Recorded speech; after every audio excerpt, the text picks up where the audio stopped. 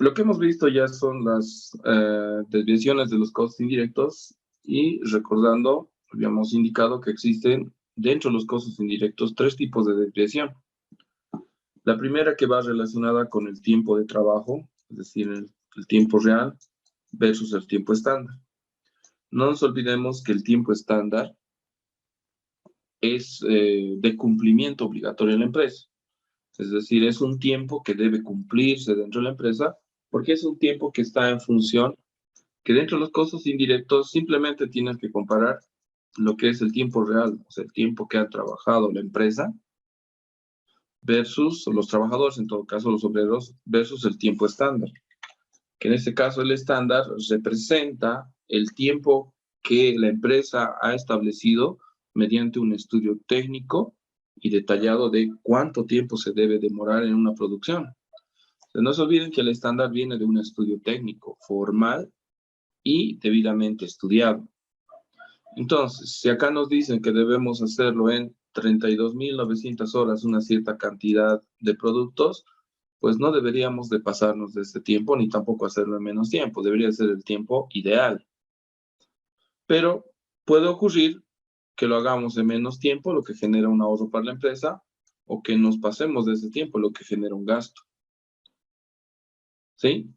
En el tema del trabajo, como el trabajo está muy relacionado con el costo indirecto, porque habíamos dicho, los costos indirectos están en función al tiempo que trabaja el obrero. Si el obrero trabaja más tiempo, utiliza más costos indirectos. Si trabaja menos tiempo, menos costos indirectos. Por eso es que está en función al tiempo el costo indirecto. De ahí que decíamos que en función, si el tiempo es menor al estándar, existe eficiencia en la aplicación de costos indirectos. La eficiencia representa un ahorro. Comparando los tiempos reales, tenemos 32.790 horas de tiempo real y 32.900 de tiempo estándar. Quiere decir que el estándar, hemos trabajado menos tiempos o en menos tiempo se ha hecho un determinado trabajo a lo que estaba estandarizado. Eso significa que hay un ahorro de tiempo. Y ese ahorro de tiempo, evidentemente, significa también un ahorro de costos indirectos. Porque menos tiempo hemos utilizado costos indirectos. Por eso viene que la desviación en eficiencia se mide en ese sentido, en función al ahorro que se ha generado en los costos indirectos. Primera desviación, en eficiencia. La segunda desviación habla de la inversión de los costos indirectos. Se va sumando todo lo que se ha pagado en los costos indirectos, ya sean con facturas o sin facturas o depreciaciones, todos los costos indirectos, desembolsables y no desembolsables, se los suma y nos da un costo indirecto histórico, es decir, cuánto hemos gastado realmente en todos los costos indirectos. Cuánto se ha gastado en dinero, en efectivo. Cuánto se ha pagado. Y eso se lo compara con cuánto se ha presupuestado, ¿no? Con un presupuesto que tiene la empresa, el costo indirecto presupuestado, se compara con eso. Entonces acá vemos que si está, no se olviden que el presupuesto, hemos dicho, es una planificación. Es una planificación que tiene la empresa, pero que no es lo mismo que un estándar. Un estándar es lo que debes cumplir llegado un cierto tiempo o momento. En cambio, el presupuesto es lo que piensas o el escenario ideal al cual se debería de llegar. O sea, no es lo mismo lo que debo hacer versus lo que quisiera que sea. La planificación es lo que quisiera que ocurra. Y el estándar es lo que debe ocurrir. Bueno, en función a eso, entonces vemos, comparamos, si tenemos un presupuesto de 260.000 bolivianos y resulta que hemos gastado menos, entonces hay una optimización de recursos. Aquí se ha gastado menos de lo que teníamos destinado para gastar. En función a eso se determina que hay un ahorro en el tema presupuestario. Por eso es que se llama desviación en erogación, porque has gastado menos de lo que estaba establecido en tu planificación. De ahí sale la desviación en erogación. de los pagos, los gastos que tiene la empresa. Y por último tenemos desviación en volumen de trabajo o en fuerza de trabajo, donde mide el tiempo real, pero hablando ya en horas versus el tiempo presupuestado. No estamos hablando del dinero, sino del tiempo. Y esto habla de cuánto tiempo has planificado trabajar. Se ha planificado que el trabajo se va a realizar en 32.500 horas. Se va a emplear 32.500 horas, ¿no? Para un determinado trabajo, esto es la planificación. Ahora, en función a la ejecución, vamos a ver cuántas horas han trabajado. Y nos dice 32.790 horas. No estamos comparando estándar con real, que es la primera desviación. Ahora estamos comparando cuánto es el tiempo ideal que deberían trabajar, 32.500 versus lo que han trabajado. Cuánto tiempo ha determinado su desempeño. Y acá resulta lo siguiente. De esto resulta que se ha trabajado más horas de lo que estaba planificado. No estoy diciendo que se ha hecho horas extra, sino cuando tú determinas o tú planificas, por decir, digamos, haces una planificación, voy a poner un escenario hipotético. Digamos, yo tengo que ir desde Quillacollo hasta la universidad y luego volver. Ya, tengo que hacer una planificación de tiempo, digamos. Y digo, entre salir, trasladarme hasta allá y volver, digamos, 2 horas. Esto es la planificación. La planificación no es, ¿cómo se dice esto? No es de cumplimiento obligatorio, es simplemente es una estimación de un escenario ideal. Puede ocurrir que se cumpla o que no se cumpla. La planificación es solo eso, es plantearte un escenario posible. Pero en todo caso, cuando hablamos del tiempo real y tiempo de trabajo, hablamos de las horas que trabajan los obreros. Y si hemos planificado que la producción va a durar 32.500 horas, es decir, en un sentido de que los obreros van a trabajar 32.500 horas y nos topamos con la sorpresa de que han trabajado 32.790 horas, pues ahí resulta que en términos de tiempo, los obreros han trabajado más, han dado más de sí de lo que estaba planificado. O sea, hay horas adicionales que los obreros están dentro de la empresa trabajando que no estaba dentro de lo planificado. No se olviden que en una empresa no todo el tiempo están trabajando y trabajando. Tienen, evidentemente, existen tiempos ociosos. ¿Cuáles? Porque al ingresar hablamos de tiempo ocioso, que tienen que vestirse, cambiarse para entrar a su área de trabajo, tienen que desplazarse a su área de trabajo y recién llegando a su hora de trabajo se empiezan a producir. Salen a almorzar, hay un tiempo ocioso en el tiempo de almuerzo, tienen que volver a ingresar y también hay un tiempo ocioso, son tiempos muertos de producción, se llama eso. Está dentro de sus 8 horas de trabajo, pero no las 8 horas estás produciendo. Entonces, por eso la planificación, ¿no? Se dice, a ver, está contemplando cuántas horas de producción efectivas va a haber. Y dice 32.500. Pero cuando vemos que hay 32.790 es porque después de hacer sus actividades se han ido directamente a producir, o sea, no ha habido mucho tiempo ocioso. Por eso es una ganancia. No significa que ha hecho horas extra, alguien me decía, pero a ver, si es 32.700, si ha trabajado más horas de lo planificado, entonces es tiempo extra. No, se refiere que el tiempo ocioso o el tiempo muerto que siempre existe se ha optimizado al máximo, por eso ha salido más horas de producción. Pero no significa que está fuera de sus 8 horas de trabajo. Está todo dentro de las horas de trabajo. Pero no se olviden eso. En producción siempre tienes que contemplar los tiempos ociosos o el tiempo muerto. ¿Qué quiere decir? Siempre existen minutos para acomodarse, cambiarse, para entrar, para salir, almorzar, volver. También tienen que ir a los servicios, ¿no es cierto? Por un tema de necesidades fisiológicas. Existe tiempos muertos. Y eso es lo que se está viendo acá. En algunas empresas, por ejemplo, se suele ver, en el horario nocturno tienen también tiempos muertos, o sea, tiempos que están dentro de su jornada de trabajo, pero que no están trabajando, sino están, por ejemplo, sin ir lejos, acá cerca hay muchas industrias y se suele ver a los que trabajan turno de la noche suelen estar pichando, por ejemplo, para hacer el turno de la noche. Y la empresa les concede un cierto tiempo para hacer el aculico respectivo porque se van a trasnochar.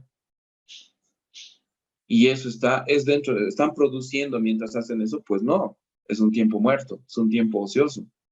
Pero es necesario, pues sí, para obtener un mejor rendimiento, para que no se duerman o según las creencias o costumbres que tengan los trabajadores. Entonces, hay ese tipo de cosas.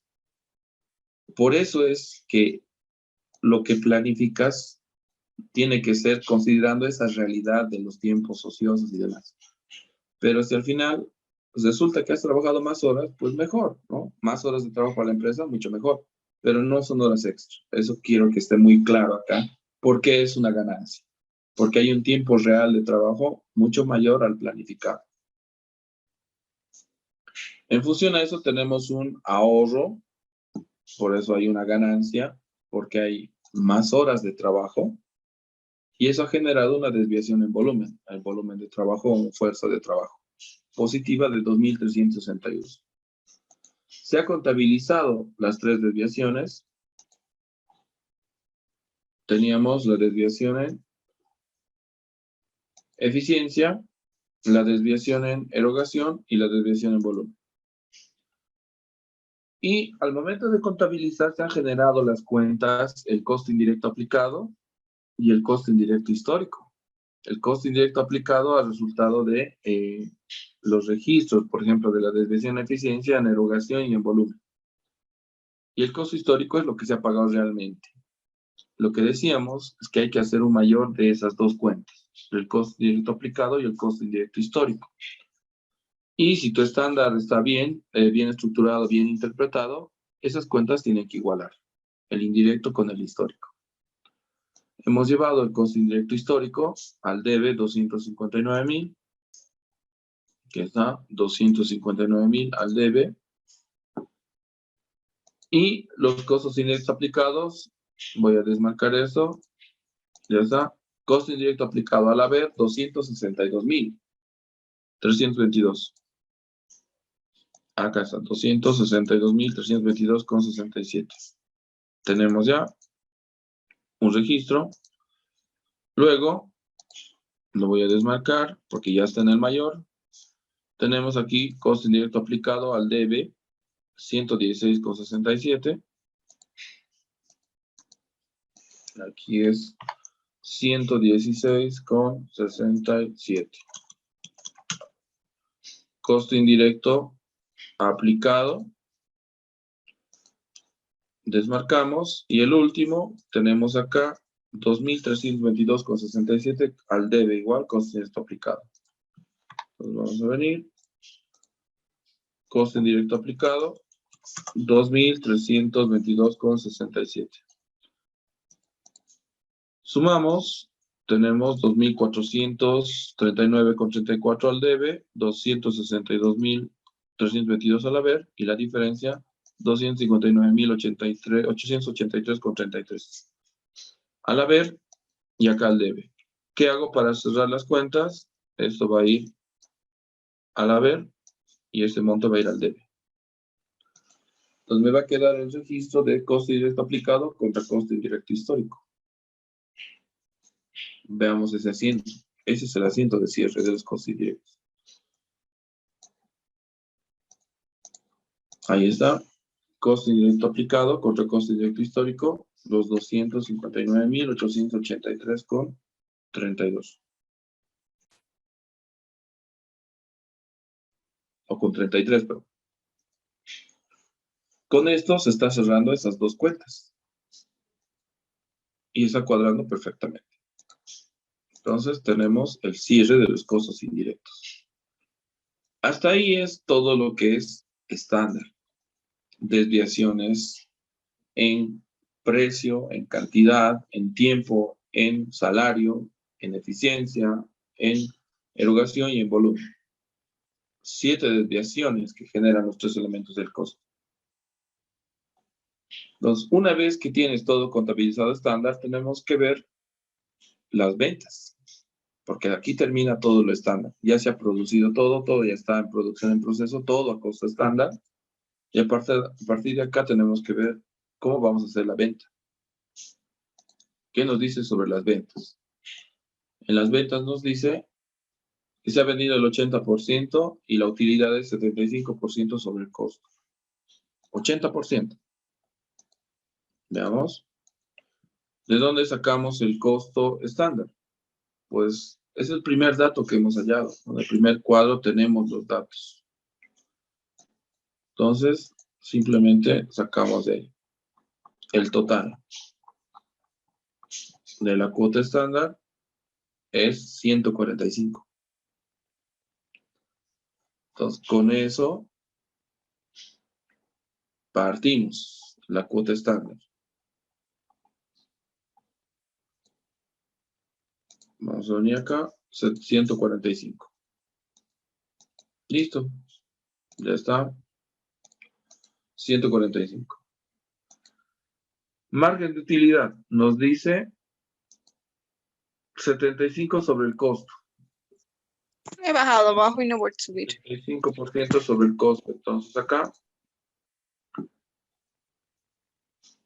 Y cuando es sobre el costo, no hay regla de 3. Directamente a los 145 sacamos el 75%. Que en este caso es 435. Sumamos 145 más 435. Un segundito.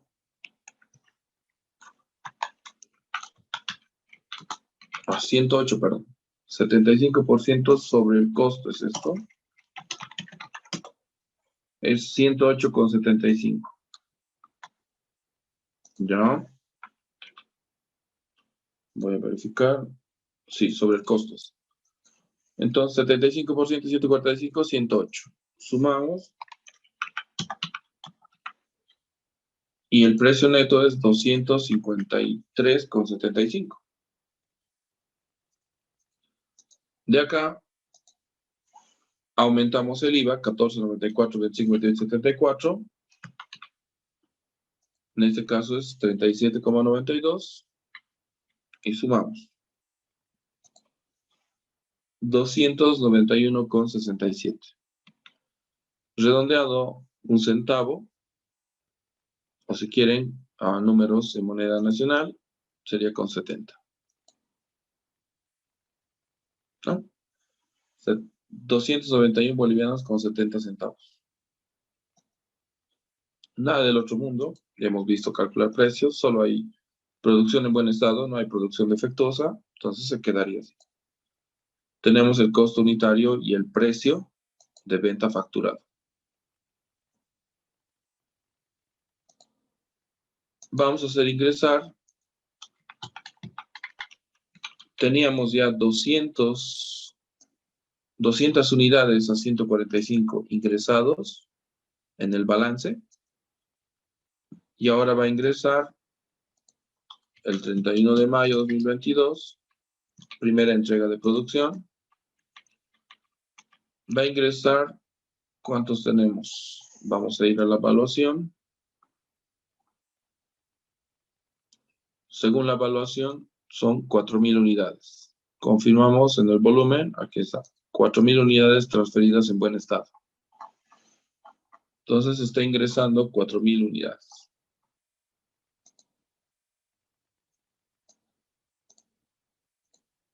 Saldo, 4.200. Costo unitario, 145. Ingreso, 4.000 por 145, 580.000. Ese dato también está en la evaluación. Vamos a ir a la evaluación. Aquí está. 580.000. Está correcto. Nuestro CARDEX está actualizado con el ingreso de las 4.000 unidades. Con ese ingreso recién puedo hacer la venta.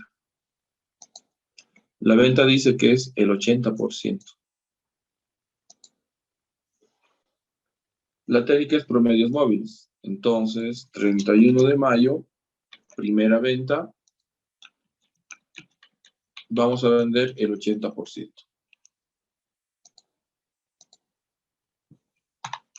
4.200 por el 80%, 5.250. A ver. Por el 80%. 3.360. Entonces estamos, 840 nos va a quedar. ¿A cuánto va a salir? Si tenemos un solo costo unitario, entonces el promedio va a ser el mismo, 145. Multiplicamos 3.360 por 145, 487.200. Saldo, 121.800. Entonces, costo de producción de lo vendido, 3.360 unidades, 487.200.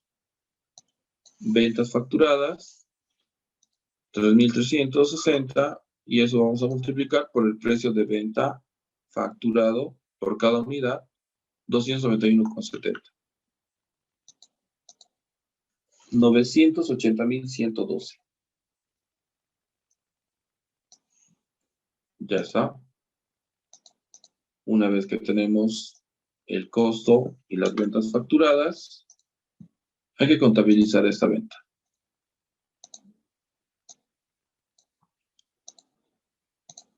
...31 de mayo, asiento de número 15, tenemos banco, moneda nacional, 980.112. Perfecto. Costo de producción de lo vendido, 487.200. ¿Vale? Impuesto a las transacciones, 29.000, el 3% de 980.000, 29.403,36. Contraventas, 87% de 980.000, 852.000. Débito fiscal, 127.000. Almacén de productos terminados, producción terminada en buen estado, 487.200. Y el ítem por pagar, 29.403,36. Venta de productos terminados según factura.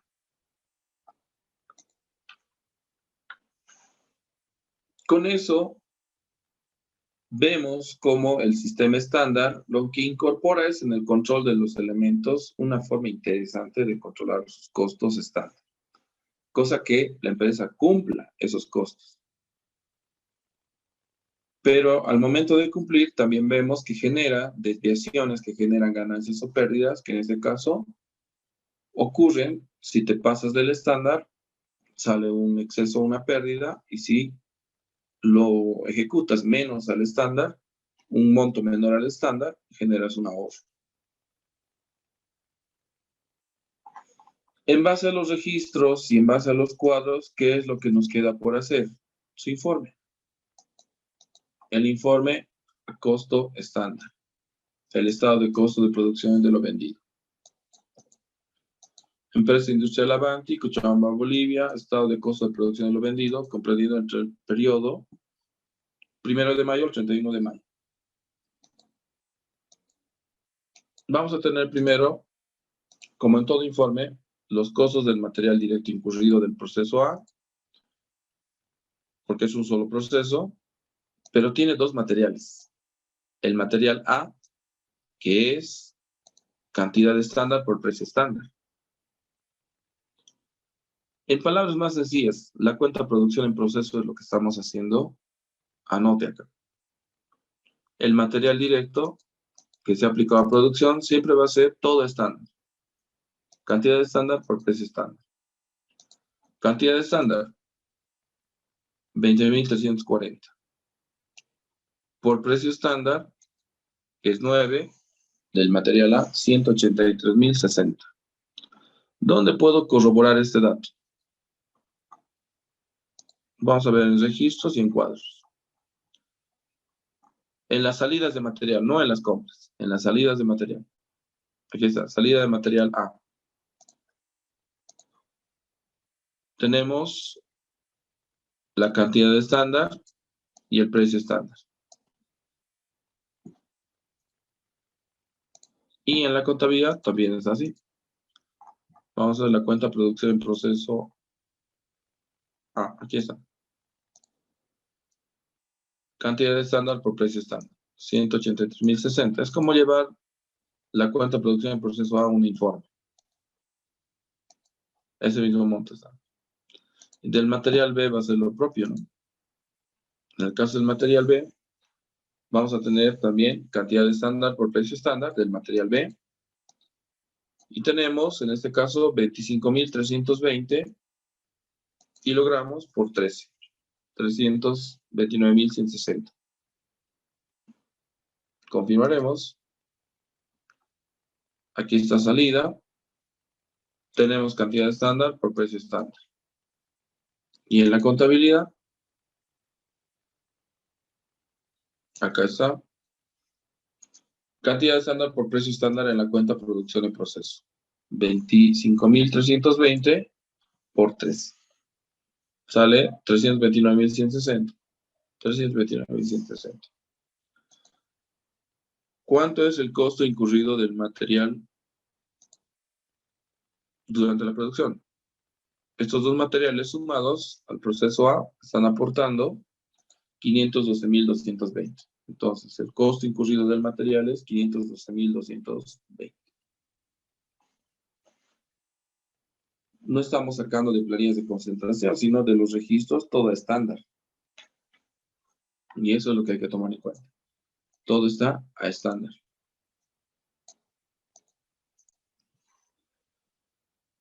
Luego tenemos el costo incurrido del trabajo, ¿no? Trabajo directo. Del proceso A, ¿cómo va a estar? El trabajo directo va a estar tiempo estándar por salario estándar. ¿Tenemos esos datos? Sí. Vamos a ver primero en los cuadros. Tenemos el tiempo estándar. Sí. Salario estándar. También. No tocamos nada más ahí.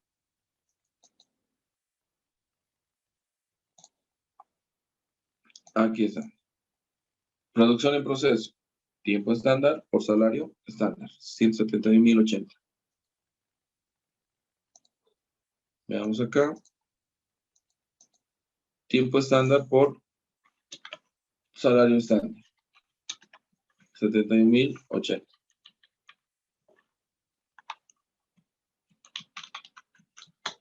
$171.080. Costo incurrido de trabajo, 171.080.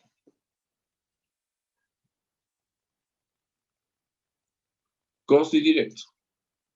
Igual los costos indirectos incurridos van a venir para el proceso A, el tiempo estándar por la tasa normal de gasto. Todo estándar, ¿no? Tiempo estándar, tasa normal es un estándar. Entonces, veamos esos datos. Vamos a los costos indirectos. Tenemos el tiempo estándar, tasa normal de gasto.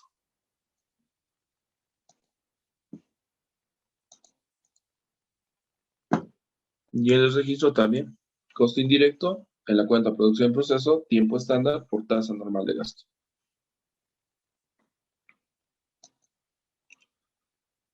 Anotamos simplemente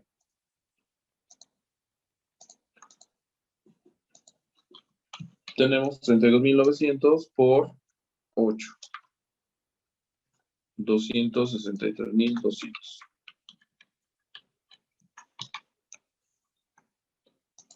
Proceso A, 263.200. Total incurrido, costo indirecto, 263.200. Suma, costo incurrido de producción. Y la suma de los tres elementos es 946.500.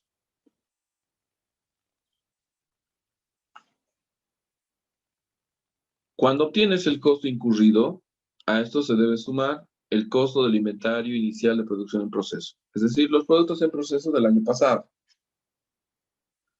¿Dónde tenemos eso? Al principio, justo debajo del balance. Aquí está la evaluación. 31.900 en total tenemos del año pasado. Entonces venimos acá, proceso A, lo mismo, ¿no? El total se nota. Los 31.900. Tenemos los 31.900 del inventario inicial, lo que está en el balance. Sumado esto nos va a dar el costo acumulado. 978.400. Y a partir del costo acumulado hay que restar los tipos de producción que no están concluidos. Es decir, aquellos productos que siguen en proceso o están generando pérdidas. El primero que tendríamos en este caso sería producción terminada retenida. Tenemos 290.000, verificaremos. 290.000, eso tiene que estar en la evaluación. Ahí está. 290.000. Producción terminada retenida.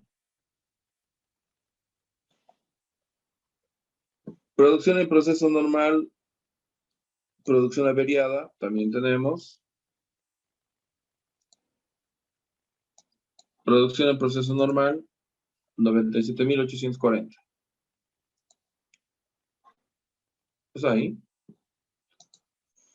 Producción averiada, 10.560. Producción averiada, 10.560.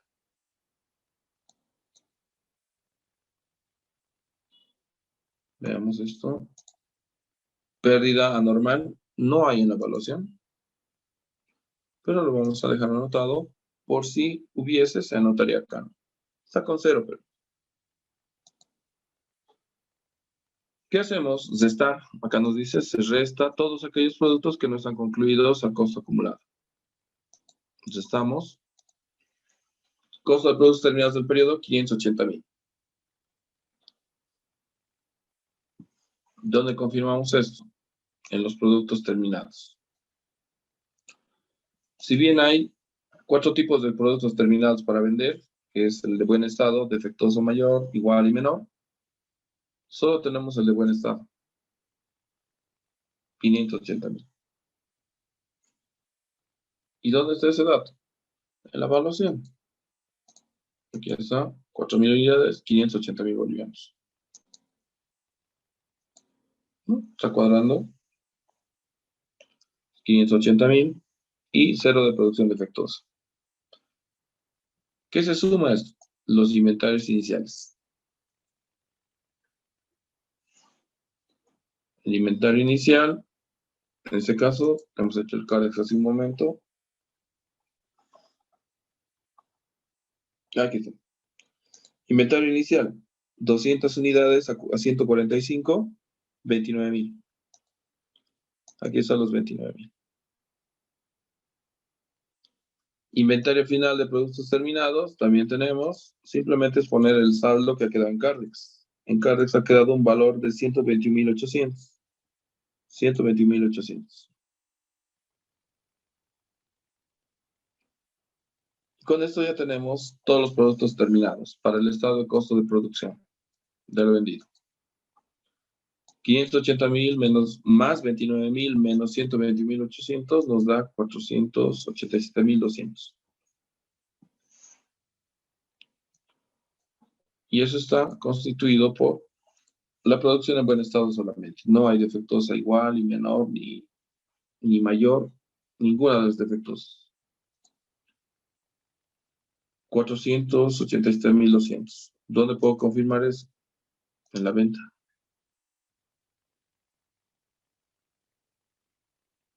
¿Sí? Tenemos que se ha vendido, 487.200, está en la contabilidad, está en el Cardex, tiene el sustento, y con eso tenemos nuestro pequeño informe estándar. En la parte que varía es los incurridos estándar. Lo demás es similar. Y así es como concluimos costos estándar.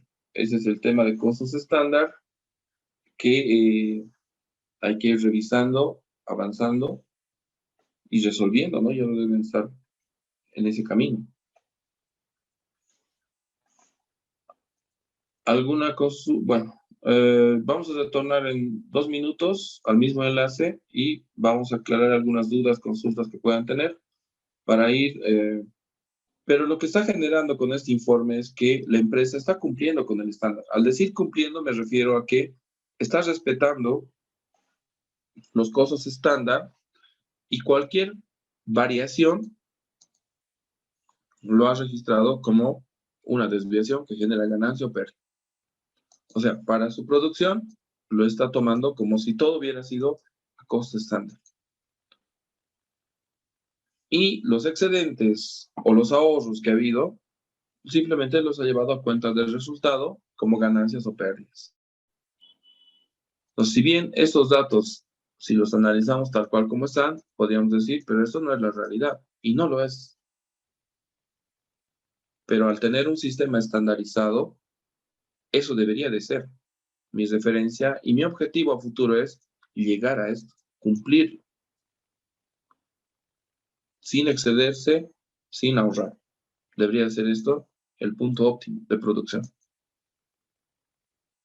Pero bueno, siempre va a haber pequeñas falencias y eso es lo que considera este sistema. Se pone un parámetro de cumplimiento en la producción. Ahora, alguien me decía en una ocasión, ¿los estándares se pueden modificar? Y la respuesta es sí. Los estándares se pueden modificar ¿cómo? No de una gestión a otra gestión, en base a otro estudio técnico. Tienes que hacer nuevamente una inversión de dinero fuerte en estudio de tiempos, en estudio de usos de material, tus equipos y demás, y calcular tus nuevos datos estándar.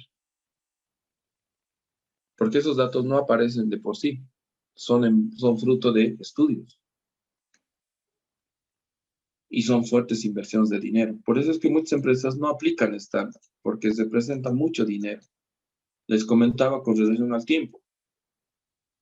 A ver, ¿a quién le gustaría que en su trabajo le pongan tiempos cronometrados?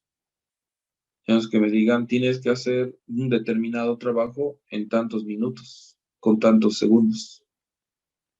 Y no te puedes exceder de eso. Y todos mis tiempos y movimientos estén controlados. Si buscan en internet estudio de tiempos y movimientos, ahí vamos a más o menos tener una idea de qué se refiere establecer un estándar.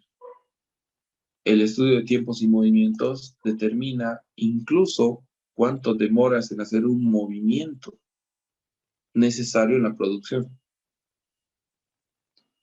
Evidentemente, quienes manejan mejor estos tiempos estandarizados son los japoneses, los chinos, los países, algunos países europeos, los alemanes, los rusos. Pero es porque prácticamente generan que la mano de obra sea eficiente, altamente productiva y no desperdicien incluso tiempo en movimientos innecesarios. ¿Entiendes? O sea, está calculado a tal nivel que es a segundos. Existe eso, ¿no? Sobre todo en los países ya donde manejan alta tecnología, controlan los tiempos. Las personas están ahí como robots. Producen y son altamente eficientes en su producción. Acá no, es difícil establecer eso. ¿No? Nos caen con una huelga, ¿no? Si les ponen, por día tienen que fabricar 800 pares de zapatos, ya, perfecto. ¿Qué pasa si producen 799? Están vulnerando el estándar. Pero les puede agarrar y generar una situación de desestabilización a la empresa y en vez de producir 800, producen 500. Y que no es una causal de despido el bajo rendimiento. La ley laboral no determina como una causal de despido el bajo rendimiento, por si acaso. Las leyes tienen este tipo, pero en otros países sí hablan de como una causal el rendimiento, la ociosidad, ¿no? El tiempo ocioso, el exceso de tiempo ocioso que genera daño económico y genera, es demostrable. Pero no nos olvidemos, en nuestro país no hay ese nivel de control en la producción, por ende los estándares son eh, interesantes para alcanzar, pero pocas empresas lo han alcanzado. Si lo han alcanzado ha sido, por ejemplo, yo conozco en INTI, en la producción de mentizal, sí han estandarizado el uso del material, pero no así el tiempo. Todavía no han podido calibrar bien los tiempos, pero ya está estandarizado su cantidad, o sea, tiene una fórmula que no falla y no genera mucha variación. Entonces, están estandarizadas sus fórmulas del material que van a usar, cuánto se debe usar, pero no sus tiempos. Eso no han podido todavía romper ese rechazo que tiene el trabajador de que lo controlen incluso por los movimientos que hace. O peor, que lo controlen incluso con cámaras, ¿no? Entonces, hay esas situaciones. ¿Ok? Eso es lo que podríamos comentar de estándar. Entonces, tenemos ya el ejercicio completo. Nos falta costos de distribución, que es un tema complementario, decía. Los costos de distribución simplemente es qué pasa después de producir. Pues vender. Pero nosotros no llegamos hasta las ventas. Depende. Si tu empresa solo fabrica y vende al por mayor, pues hasta producción y punto. Pero si tu empresa, además, tiene camiones, o sea, realiza el servicio de transporte, además tiene tiendas, además hace propaganda, publicidad para vender los productos, eso ya es parte de las distribuciones. Y al costo de producción se debería complementar el costo de distribución, todos los costos relacionados con la venta. Por un ejemplo, las empresas que venden perfume, pues no es lo mismo que las empresas donde venden productos, digamos, a ver, pongamos cemento Cobosi. Las fábricas de cemento prácticamente tienen su mercado casi asegurado, es decir, lo único que hacen es recibir pedidos y entregar. Tendrán una publicidad, pero es lo mínimo. Versus una empresa que fabrica cosméticos o perfumes, tiene que hacer bastante propaganda para sus productos si quiere vender, porque no van a venir a buscarle sus productos a su empresa. Tiene que ir a ofrecer.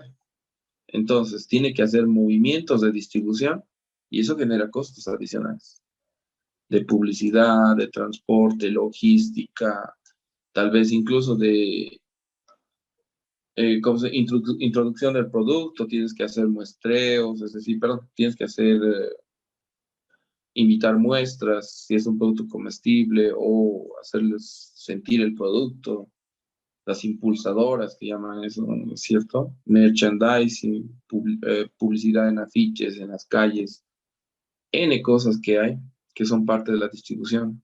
Cuando la empresa asume esa labor adicional que es vender, entonces su costo de producción es solo una etapa.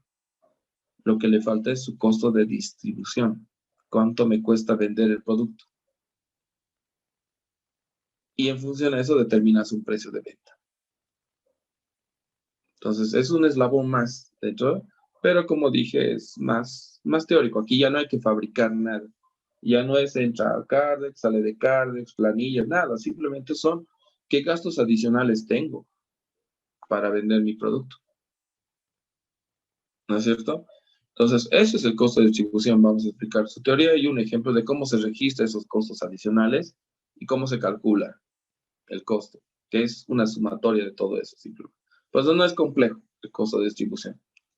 Entonces tendríamos eso como temática y vamos a comentar un poco cómo funcionan los costos ABC. Los costos basados en actividades, básicamente es un sistema interesante, pero que se aplica más en empresas de servicios.